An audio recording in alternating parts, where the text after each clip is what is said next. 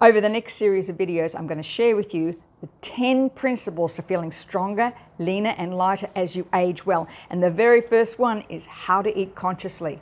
And yes, that's us 40 years ago.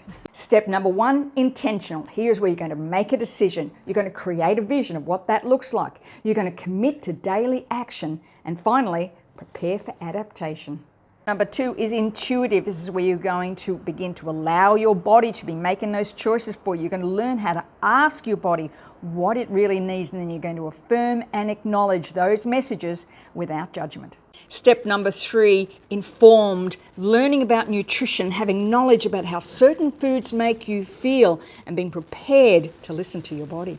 Step 4, introspective, acknowledging how your past stories are implementing on your present habits and how they may impact on your future outcomes. And finally, implementation. This is planning, preparing, pace, presence, and pleasure. Save this video and watch for my next reel, principle number 2, in how to feel stronger, leaner, and lighter as you age well.